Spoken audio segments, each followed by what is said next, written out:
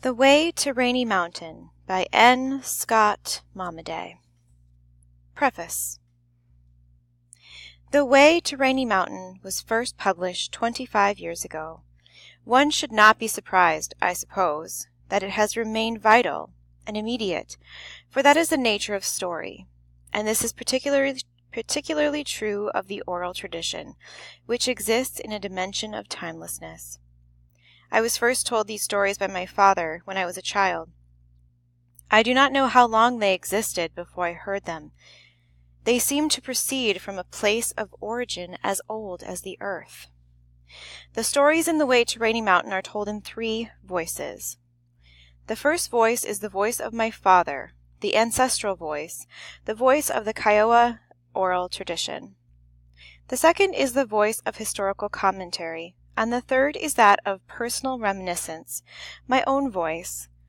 There is a turning and a returning of myth and history and memoir throughout, a narrative wheel that is as sacred as language itself. It is appropriate that these discrete voices should be heard, that they should be read aloud, that they should remain, as they have always remained, alive at the level of the human voice.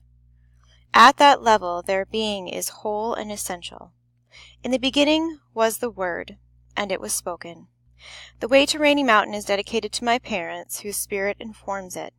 My mother lives easily and well in the element of language. Her inspiration was indispensable to the expression of my own spirit. My father told the stories, he drew the illustrations, and he was true to the journey.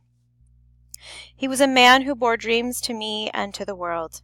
Again I make the dedication, and I make it in wonder, in faith, and in love. N. Scott Momaday. Prologue. The journey began one day long ago on the edge of the northern plains. It was carried on over a course of many generations and many hundreds of miles. In the end, there were many things to remember, to dwell upon and talk about. You know, everything had to begin. For the Kiowas, the beginning was a struggle for existence in the bleak northern mountains. It was there, they say, that they entered the world through a hollow log. The end, too, was a struggle, and it was lost. The young plains culture of the Kiowas withered and died like grass that is burned in the prairie wind. There came a day like destiny, in every direction. As far as the eye could see, carrion lay out in the land. The buffalo was the animal representation of the sun, the essential and sacrificial victim of the sun dance. When the wild herds were destroyed, so too was the will of the Kiowa people. There was nothing to sustain them in spirit. But these are idle recollections, the mean and ordinary agonies of human history. The interim was a time of great adventure and nobility and fulfillment. Taime came to the Kiowas in a vision born of suffering and despair. "Take me with you," Taime said, "and I will give you whatever you want." And it was so. The great adventure of the Kiowas was a going forth into the heart of the continent. They began a long migration from the headwaters of the Yellowstone River eastward to the Black Hills and south to the Wichita Mountains. Along the way they acquired horses, the religion of the plains, a love and possession of the open land. Their nomadic soul was set free. In alliance with the Comanches, they held dominion in the southern plains for 100 years. In the course of that long migration, they had come of age as a people. They had conceived a good idea of themselves. They had dared to imagine and determine who they were. In one sense, then, The Way to Rainy Mountain is preeminently the history of an idea, of man's idea of himself, and it has old and essential being in language. The verbal tradition by which it has been preserved has suffered a deterioration in time. What remains is fragmentary, mythology, legend, lore, and hearsay, and, of course, the idea itself, as crucial and complete as it ever was. That is the miracle.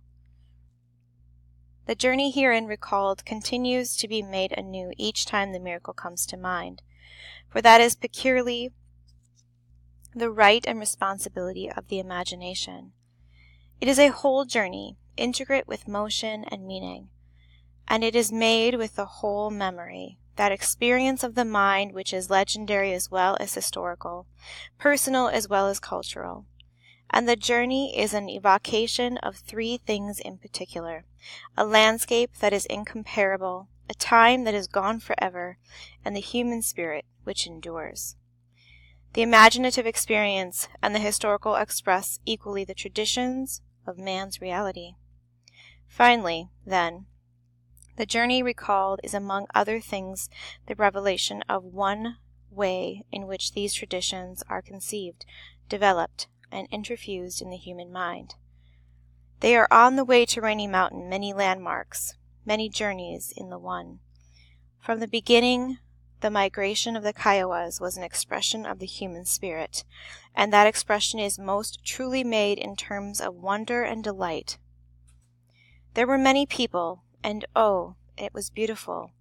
That was the beginning of the sun dance. It was all for Taimé, you know, and it was a long time ago.